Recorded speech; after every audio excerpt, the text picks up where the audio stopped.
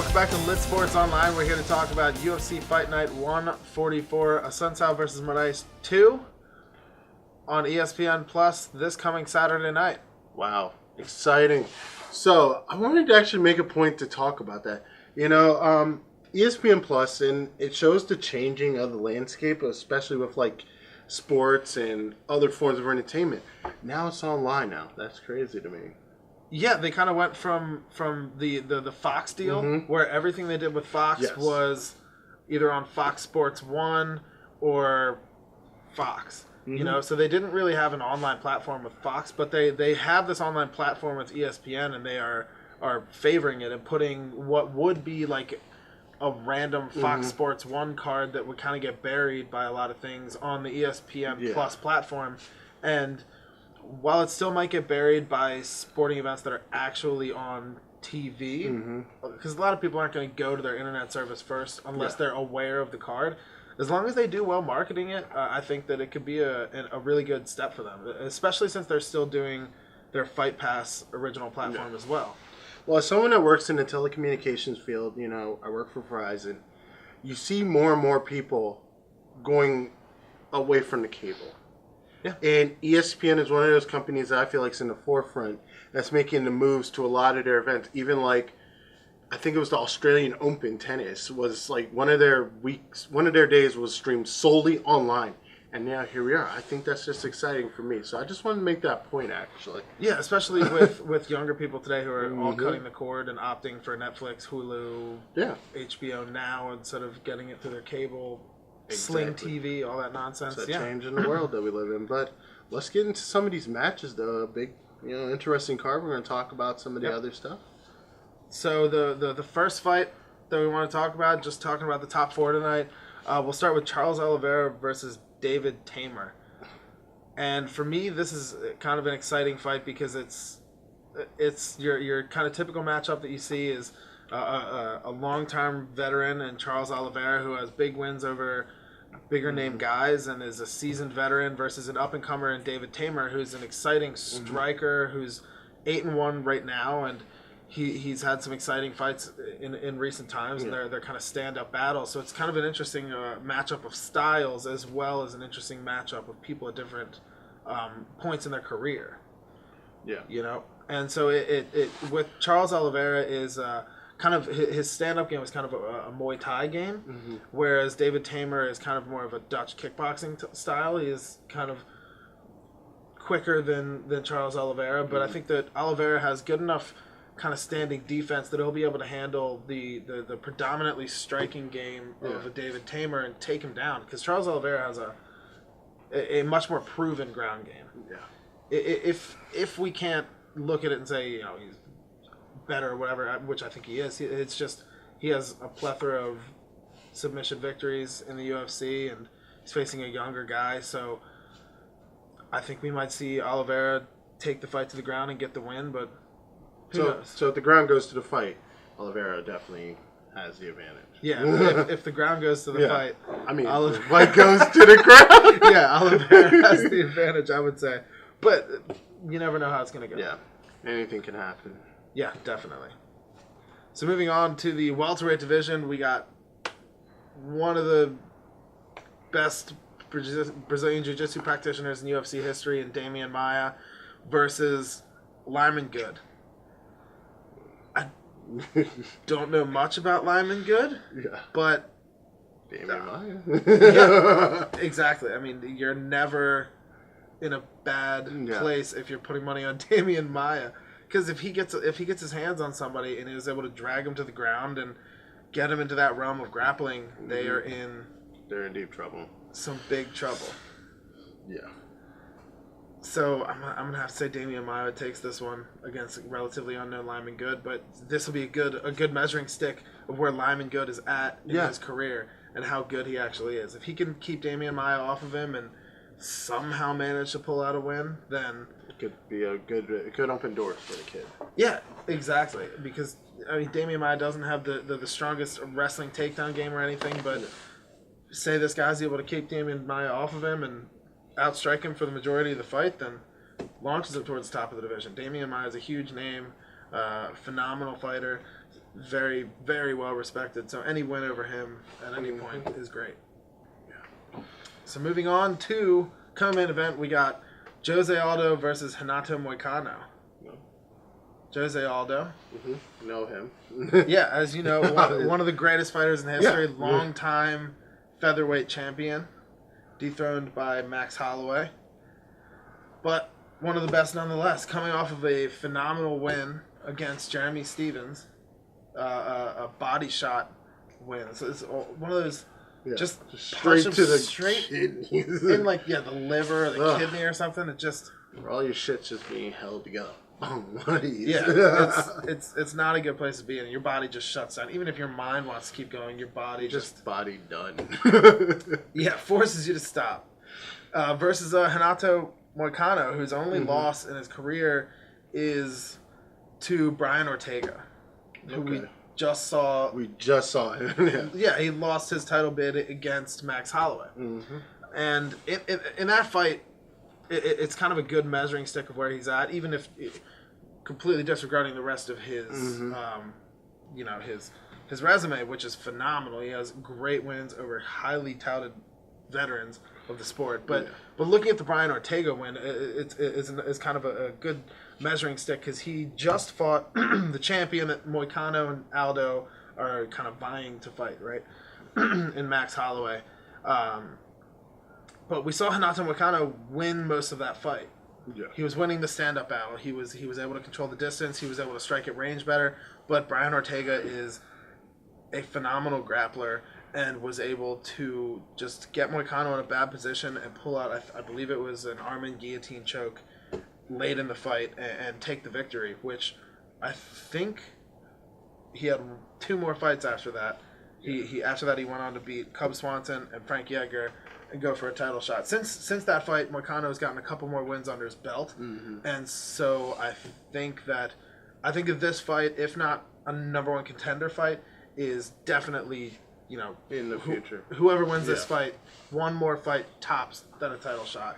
I think that if Renato Moicano comes out and wins this fight in decisive, impressive fashion, then I think he gets a title shot because Jose Aldo is the biggest name you can have on your resume in the division, save for the champion.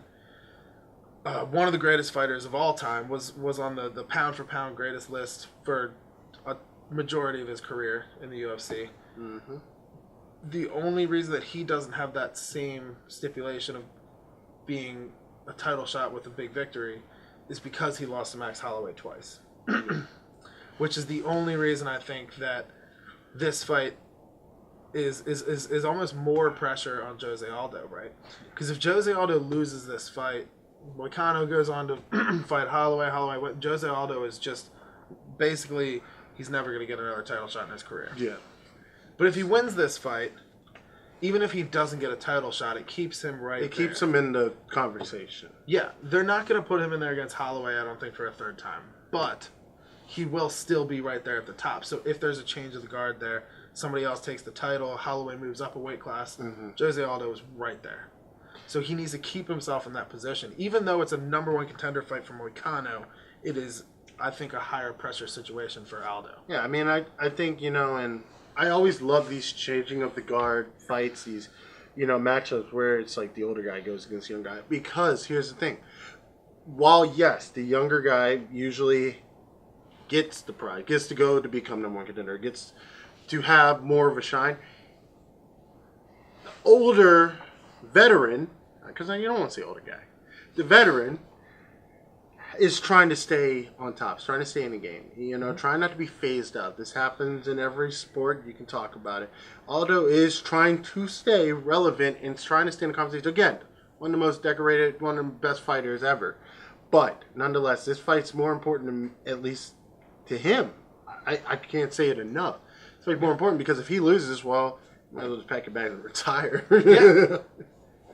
Almost, if he loses, then it's one of those. Unless Holloway loses really soon and he gets another huge victory again, if he loses this fight, chances of him getting a title shot are severely decreased. Exactly, and at that point, is he capable of doing it? Yeah. Absolutely, especially after watching his last performance against Jeremy Stevens. Yeah. You know, he didn't look exactly like the Aldo of old. He wasn't throwing as many kicks, which has been one of his best assets, is his low kicks, but he still looked impressive. So if he goes out and has an impressive win, then he keeps himself up there. Yeah. And Moicano will always be able to bounce back. He's done it before. He's young. He's great. He's phenomenal. He can take a bump and bounce back. He can take the bump and bounce back. I don't know who I want to win. Either way, I'm happy. I think it's going to be a good fight. It's going to be a phenomenal fight. I think for sure it's going to be a super fun stand-up battle. And I don't want to miss it. Not at all. So moving on to the main event for the evening. For sure, a number one contender fight. Yep. Raphael Assuncao versus Marlon Moraes. So these are two guys that have been towards the top of the division for a while. Both of them had speed bumps in the road. Assuncao's biggest speed bumps and only speed bumps in the recent times have been current champion TJ Dillashaw. So this fight is definitely a number one contenders fight. Marlon Moraes has looked phenomenal lately, putting away Aljamain Sterling in one of his more recent fights in a brutal knee, just as Aljo was going in for a takedown. And just both these guys are finishers. They're the best in the division, and I honestly do not know who's going to win. This is actually a rematch. Yeah, wow. It's a rematch. Marlon Moraes' first fight in the UFC was Raphael Assuncao. Wow. And Marlon Moraes was coming from the World Series of Fighting, now known, I think, as the Professional Fighters League. And he was the champion over there, and he came into the UFC, and he's super highly touted. He's training under Mark Henry, with Frankie Edgar, with Edson Barboza, with Eddie Alvarez, and his potential is through the roof. And he came into the UFC and just had that first initial speed. They did not do him any favors at all by giving him Raphael Assuncao, who had already been in number one contender fights at that point. So, Moraes came in as a champion from another organization and was so highly touted that they immediately put him into essentially a number one contenders fight. And it just didn't go his way. So this is his chance for redemption. And both of these guys have been on streaks lately, so they're both at the top of the division. This is a number one contender fight. Whoever wins this, I think without a doubt, gets the title shot. And it's a rematch. So it's Moraes' chance for redemption, which is always a motivator, and it's Assuncao's chance to put the stamp on that first victory. Just be like, it wasn't a fluke. This shit was real. Exactly. And it doesn't matter how impressive Moraes has looked against anyone else at that point. Assuncao just gets to say, I got that guy's number. He's not getting past me. Give me the title shot. And then it's... you can't deny him at that point. At all. So, this again, I think it's just going to be a super entertaining fight. Moraes is a super thrilling fighter to watch. Assuncao is as well-rounded as they come. Yeah. So, it'll be a fun battle, and... I'm excited. I'm excited to see I'm excited to see the fight. This is actually a really exciting card looking at it. I mean... The two co-main events, I don't think it gets better than that. More stuff on the line in those main events than I expected, honestly. Yeah, and a lot of times people overlook cards when they're on Fox Sports or if they're not a pay-per-view. If it's not a pay-per-view and it doesn't have a belt on the line, a lot of people don't care. But this is, as far as free cards go, or free, but with your ESPN Plus subscription, it doesn't get better than this. It's a great night of fights. A lot of high stakes, some big names on the card. Super entertaining. I'm very excited. So I did want to actually talk about, we had talked about this beforehand. I found it actually enthralling. So Bellator. Yeah. Jack Swagger, and I'm going to pull up his name. Jack Hager or something? Yeah, Jake Hager or something. Yeah. Jake Hager? Yeah. So for all you WWE fans that are watching, you remember Jack Swagger, We the People, who's virtually pushed as this ultra-American before MAGA was a thing. Yeah. Literally, that's this whole persona. And now he's in UFC. Kind of disappeared for a while. Now Bellator, he's in not UFC. Bellator. Yeah, well, I'm fighting MMA at the very least. He's in Bellator, and he kind of disappeared from the WWE, and we were all like, "Oh, where did he come from?" All of a sudden, I'm just watching Bellator, and I'm like, "Wait a minute, that's Jack Swagger." Yeah. Holy shit! And he won. It was an impressive Dude, performance, and it was great. I mean... What was it, by submission? Shoot. Yes. Yeah. Like, what? Like, it was awesome. It was awesome for me. It doesn't get much better than that. You see a lot of guys go for the WWE that talk shit and say, hey, I could do UFC. Brock Lesnar, most successful one to do it. Yeah. But CM Punk goes out there, he got his ass kicked. Yeah. So it kind of was like, maybe these WWE guys shouldn't do it. And Jake Hager comes out there, boom. Well, does Jake Hager have a college wrestling He background? did. He was an NCAA wrestler. Again, we're back to the same thing as Brock Lesnar. Wrestling background. The wrestling background cannot be underestimated. And there's a lot of people who think that, even for people who don't go into the WWE at all, the wrestling background is the best background to have because of the fact that it allows you to dictate where the fight takes place. If you are a good wrestler who has great takedowns and great takedown defense, you get to decide whether it's a grappling match or whether it's a striking match. If you want to strike, you don't have to. If you get uncomfortable in one place, you control whether it goes down or not. That's why wrestling, a lot of people say, is the best base. And if Jake Hager now. He's going by his real name. If he came in and if he has a phenomenal college wrestling career similar to Brock Lesnar, I'm not surprised he did this well. Yeah. And, as me personally, as someone that actually wrestled in high school, who has done amateur wrestling, who, is a big fan of it, so I still follow it still to this day. You have in wrestling some of the most physically fit human beings on the planet. Yeah. So to transition, you could see NFL players go from football to try to do MMA. And it may not go so well. Yeah. But for wrestlers, all they do is conditioning. This is nothing. Like you said, it's virtually, with wrestling, you control the game. You control that fight. And it's exciting when I see, especially wrestlers I grew up watching. I mean, we're not talking about a guy that's young. Yeah. We're talking about a guy definitely in his mid to late 30s who's going out there kicking ass, like rejuvenation. Let's go. And what a lot of people say, particularly the wrestlers who are in MMA right now, a lot of people say the biggest asset that the wrestling gave them was actually the mindset and the grind. Yeah. It's just they push. They push and push and push, and they break you in the wrestling room. That way you won't break on the mat, in the cage, or in the ring. Oh my God, I can tell you stories like from when I did wrestling, and I did football as well. And I will say this without question, I love football, you know that. Yeah. I love football, but wrestling, that made me. If it wasn't for wrestling, I don't think I would have even become close to the football player I was. It's a different kind of conditioning because in wrestling or in fighting, you have to go consistently for an extended period of time. Where in football is a lot of short sprints, right? So it's just a different kind of conditioning. Not to say that one is a better athlete or whatever, or that the mindset is different or one is better than the other. It's just a different kind of conditioning, and other sports don't prepare you for a fighting kind of conditioning like wrestling does. Yeah. I think, like I said, when I get excited when I see WWE wrestlers or even Olympians go into MMA, it's like, man, this is awesome. You're going to that next level. Now it's like you're not so limited by what you can do. You can throw a punch. You can kick. I'll tell you one thing. In a few matches I've personally been in, I've wanted to punch the shit out of guys. Yeah. But you can't. No, yeah. And I think that it goes to show you that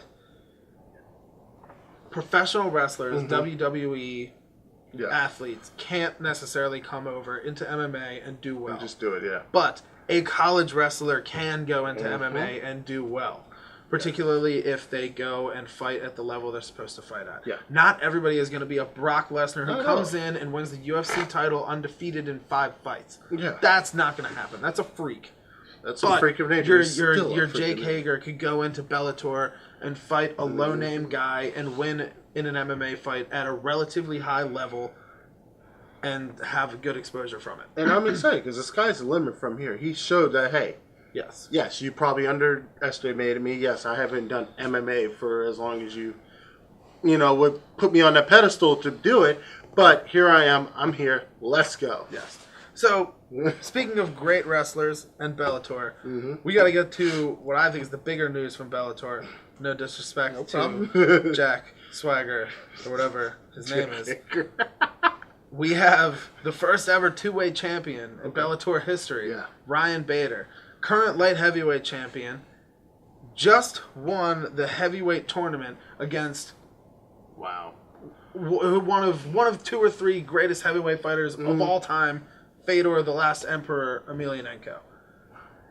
And the crazy thing is so he's first off, he's 2-weight champion, which doesn't happen very often in the UFC or outside of the UFC. I think it's the first time it's happened in Bellator, maybe second, but first time at these weight classes with these big of guys. And particularly impressive when you look at the list of names who were in that tournament with Bader and who he got through to get here. He beat Matt Mitrione, fought Fedor, Chael Sonnen's in the tournament, Muhammad King Law was in the tournament, Rampage Jackson, Roy Nelson, all these huge legends, name veterans and legends of the sport, and he won as a slightly undersized for the division guy. Yeah. You know, he's a light heavyweight, so chances are he walks around every day as a heavyweight and cuts the weight to get down to the 205 weight limit just for that one day, makes the weight limit, whatever.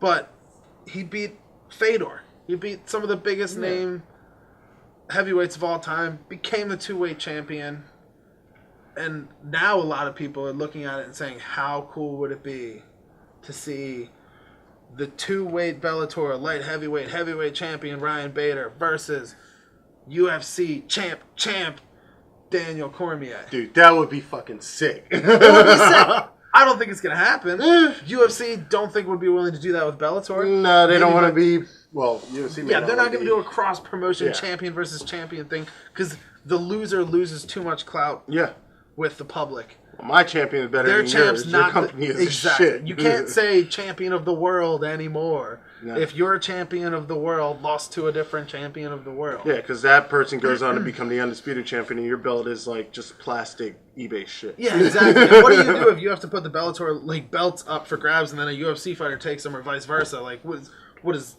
if the UFC belt doesn't hold any weight anymore because that guy has them actually, and he's over there, and we can't even touch him. That would be cool. Don't think it's going to happen. But it's a dream. We live in a dream world. I do have to say, the one thing that was the most impressive about Bader's win in this tournament is that he barely got touched. Like, the Bellator president, Scott Coker, said after the tournament was over, he's like, he didn't get punched once. He took very few hits because he played every fight smart, got great takedowns against Mitrione, and landed a big shot on Fedor early in the fight to finish the fight in, like, a minute. That's probably insane, way less than a minute. I don't remember exact stats, but it was a nuts finish, and he put the exclamation point on that tournament win, went out with the biggest fireworks he could, and is one of the greatest fighters outside the UFC in the world. No question. Without a doubt. A win over Fedor puts you in that conversation no matter what you do. So this guy is the freaking limit. Yeah, and I like it because Bader is one of those guys who was a big name in the UFC, never quite got that title shot, decided to gamble, go outside the UFC, and he's going to be making bank now, which is the reason he left the UFC. He was never going to be that UFC champ, beat John Jones, whatever. Who knows if that's true now, but at the time, that's what he thought. And so now he's outside the UFC, double champ money. Pay the man. Pay that man. Pay that man. Oh my Good for him. Yeah. Congrats, Ryan Bader. That's awesome. So, last thing we want to mention before we sign off. Gervonta Davis. Baltimore's own Gervonta Davis. February 9th. We will do the breakdown next week. Yes. Tune in. Check it out. Whether you're watching on thisislittube.com or YouTube, stay tuned. As he said, we got tons more. We got more videos also coming out this week. Got a shit ton of topics. It's Super Bowl week. There's fights coming up. Stay tuned to LitTube for more. Take care.